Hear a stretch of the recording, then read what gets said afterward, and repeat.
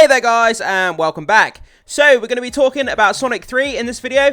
The breakdown, we're going to be diving into what the executive producer is saying here about a bright future for the Sonic franchise. Genuinely one of the best video game to movie adaptations of all time in my opinion. The first two installments, so fun, so charming, so great. Can't wait to see where they go in the future. So we're going to check out the executive producer's comments on the future of the franchise. Then we're going to break down and have a look at the box office revenue of those first two installments. Then we're going to have a look at which other characters could potentially show up in this franchise moving forward. So plenty of stuff to get into here, guys, when we're talking about Sonic 3. So let's dive into this article to start with. Sonic the Hedgehog 3, producer teases bright future for the blue blur after the third film. Yeah, I think that they've got massive plans for this going forward. I think they're going to build out this universe going forward, at least for the next, 5 to 10 years. It's a great movie, like I say, 4-quadrant, family friendly. People love Sonic as well. So I hope that they've got some great plans coming up for us. So Sonic 3, executive producer Toby Asher teased more cinematic outings for the blue blur. Before this, composer Tom Holkenberg, aka Junkie XL, threw in his own 2 cents on Sonic the Hedgehog 3 in July. So at the Sonic Central presentation via comicbook.com, Asher and director Jeff Fowler delved into the new information about Sonic's journey, with Asher professing, "There's such a rich universe of stories, I don't see us slowing down at all." So that was the comment there.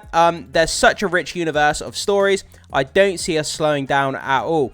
This is fantastic. I mean, we've got 2 movies already. We've got a Knuckles spin-off show as well. So it looks like they're going full steam ahead with this franchise, introducing new characters for every movie or TV show that we get, which is fantastic. They're not going to be slowing down. They're going to continue to crank out these movies, but as long as they keep the quality as good as the first 2 movies, add the heart, add the humor, add the charm, everything that we've come to know and love about those first 2 movies. And I think, they'll be laughing. I think they'll be making great amounts of money, and I think the audience will be getting great Sonic movies as well. So all around, great wins. I grew up playing Sonic on the Sega Mega Drive back in the 90s, so this warms my heart to see this character doing well on the big screen, and I'm sure a lot of you guys are of the same sentiment as me when it comes to that. So, putting the spotlight on Sonic the Hedgehog 3 itself, Asher touched upon why the upcoming sequel will be an Avengers-level event in April, conveying at the time that the production team got excited about the idea of expanding our characters in our world into television, but it gives them a platform to really do character studies. So, whether they're going to continue to do other TV shows, I watched the Knuckles spin-off series on Paramount Plus. I have to say, there was parts of it that were really good and charming, and the fight scenes were quite fun. The CGI on Knuckles, it was like movie quality level CGI as well.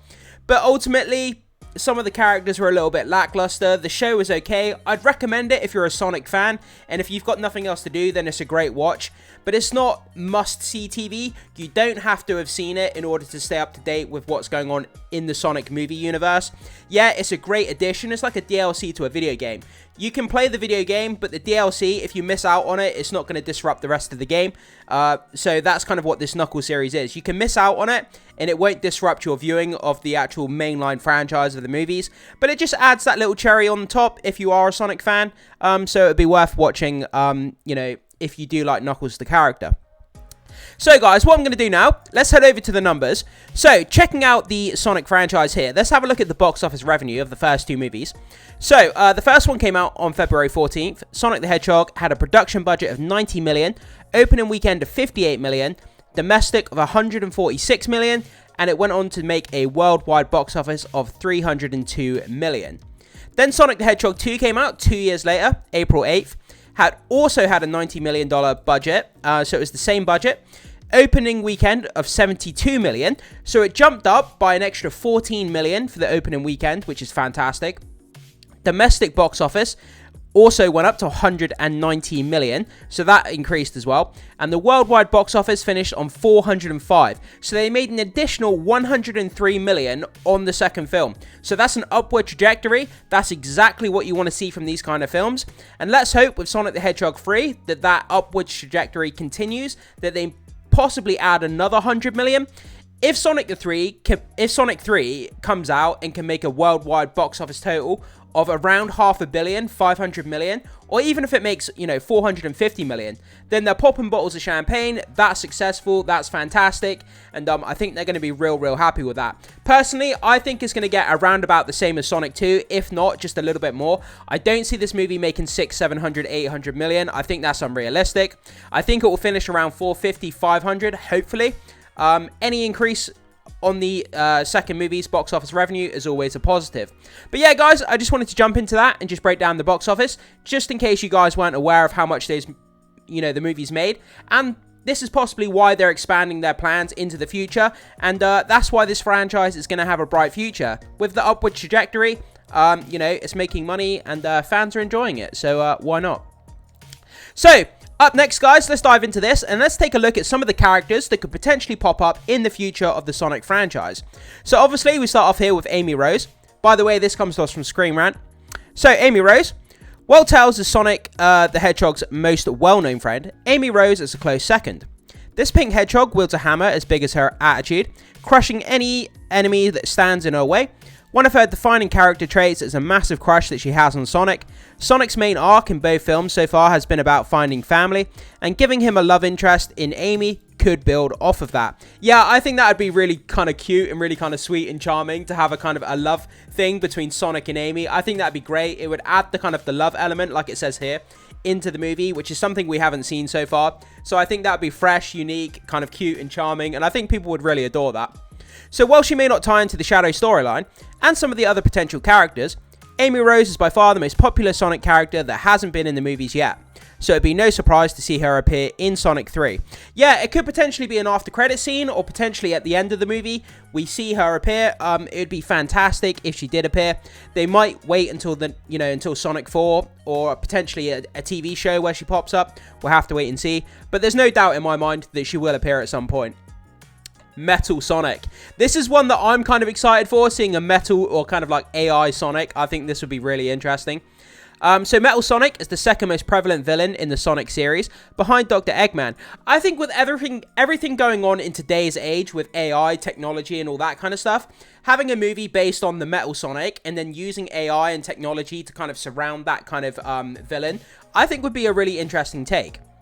So it has been speculated since the first film that Metal Sonic would be Sonic's villain in one of the movies, and Sonic 3 is the perfect opportunity to do this.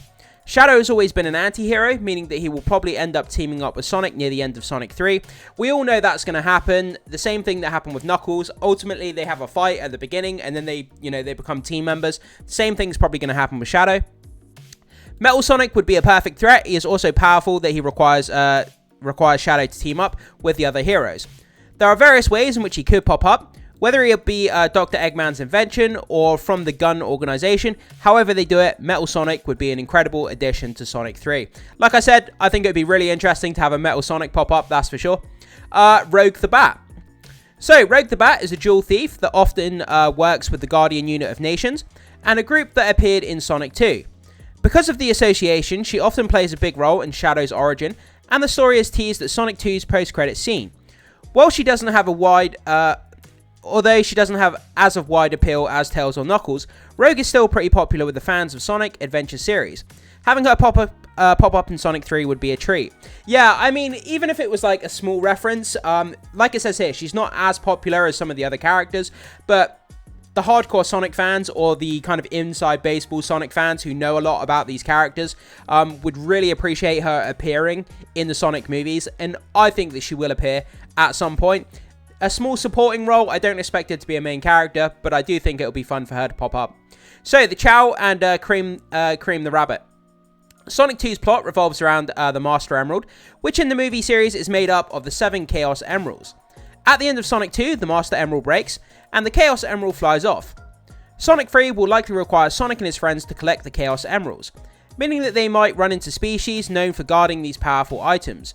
The Chow, being heavily tied into the Emeralds, and the Echidna tribe, it would be no surprise if Sonic 2 secretly sets up the Chow. I think I'm saying that right. I apologize if I'm mispronouncing that. Cream the Rabbit often appears alongside Chow, acting as an almost parental figure for some of them. So if Chow appears, Cream probably will too. I remember this character. I swear one of these characters in the games that I used to play. Charming character. Would love to see it. And so up next, another fan favorite villain of the Sonic franchise, we have Silver the Hedgehog. So Silver the Hedgehog is definitely a more outlandish pick, but Sonic 3 could easily use the time traveler in a very clever way. At the end of Sonic 2, a gun soldier mentions that the project, which created Shadow, happened 50 years ago. This doesn't make sense though, as it means that Sonic wouldn't have shown up until well after Shadow was created. While it is possible that these scientists just happened to make their ultimate lifeform a hedgehog as well, it is unlikely. Time travel, a power that Silver wields, would be a perfect explanation for this seemingly odd timeline, and having him appear could fix this mess. Yeah, but you always run the risk of, when you develop a movie and you have time travel or time dilation elements, you risk kind of messing up the movie. It becomes, you know, a struggle for audiences to kind of follow along with what's going on. If you start changing lore and people start appearing throughout time in different events and, you know, all different timelines are happening and stuff, it gets confusing rather quickly and your movie can quickly become a jumbled mess. So if they do add the time element with Silver the Hedgehog, they have to make sure that they, you know, they streamline it, that it's written well, has a good narrative, it's easy to follow for the audience and younger kind of members of the audience as well, which kind of love this movie franchise. So, yeah, I hope that if they add that element of time and, you know, Silver, that they do it right, that they make it easy to follow. I'm pretty sure they would, but that's just something that would concern me if they were going to add that into the movie. So next we got Maria Robotnik. She's confirmed, she was in the trailer. We absolutely know she's going to be in Sonic 3, so I'm not going to read this stuff here, guys. And Professor Gerald Robotnik. So at the end of the trailer, Jim Carrey's Eggman, he confronts someone who looks like him, but an older version. I don't actually know if it's his dad or his granddad at this point. So guys, correct me down in the comment section whether it's his dad or his granddad. I'm not actually sure about that. But it could potentially be this character here, Professor Gerald Robotnik, which I believe is his grandfather. So if that is the case, that would be awesome to see that in there as well, seeing that dynamic between Jim Carrey's Dr. Eggman and his kind of grandfather, seeing where that goes. That would be an interesting concept in the movie as well.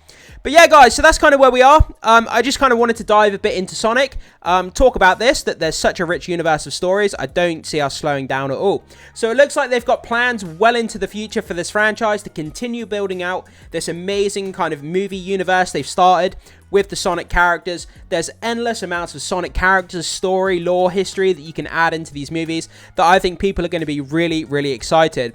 Obviously, we've had a breakdown of the box office revenue for the first two installments, and we've had a look at other characters that could potentially show up in the franchise moving forward. So that gets me all the more excited to see more of these characters popping up, what they're going to do with them, how they're going to implement them into this live-action Sonic universe. So guys, I throw it off to you. What do you think about what we've covered today? Are you excited for the future of this Sonic movie franchise? And what do you think about the characters that could potentially pop up? If you had to choose, which would be your favorite character to show up next in the Sonic franchise that hasn't already appeared? Let me know down in the comment section, guys. Thank you so much for watching, and I will see you in the next one. Oh yeah, don't forget, hit that like and subscribe before you leave. I almost forgot to mention that. Thank you so much for being here, and I will see you soon.